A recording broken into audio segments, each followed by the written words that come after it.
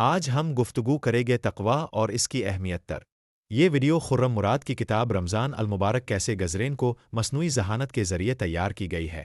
یہ کل 20 ویڈیوز ہیں اور یہ چوتھی ویڈیو ہے۔ تقوی کی تعریف۔ تقوی سے مراد اللہ کا خیال رکھنا اور اس کی ہدایت پر زندگی گزارنا ہے۔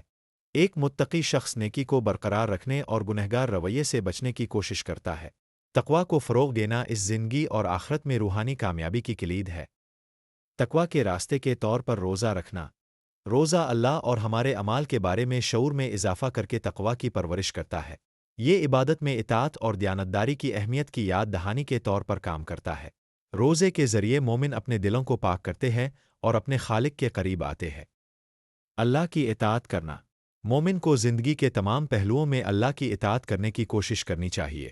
رمضان ترجیحات کو دوبارہ ترتیب دینے اور عقیدے کو مضبوط کرنے کا ایک موقع ہے۔ اطاعت ذاتی ترقی، امن اور الہی نعمتوں کی طرف لے جاتی ہے۔ خود مختاری خود در کنٹرول۔ اپنی خواہشات پر قابو رکھنا اور گنہگار اعمال سے پرہیز کرنا خود در قابو پانے کی علامت ہے۔ روزہ مومنوں کو خود کو نظم و ضبط کرنے اور منفی اثرات سے بچنے کی تربیت دیتا ہے۔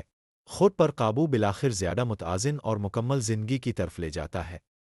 روحانی پاکیزگی کی تلاش۔ روح کی پاکیزگی اسلام میں ایک لازمی مقصد ہے۔ دعا اور خیرات میں مشغول ہونے سے روحانی صفائی میں مدد ملتی ہے۔ اللہ کی رضا کے لیے مسلسل کوشش کرنے سے حقیقی پاکیزگی حاصل ہوتی ہے۔ آپ کا شکریہ۔ دوسری ویڈیوز یوٹیوب پر بشیر جمعہ کے چینل پر تلاش کریں۔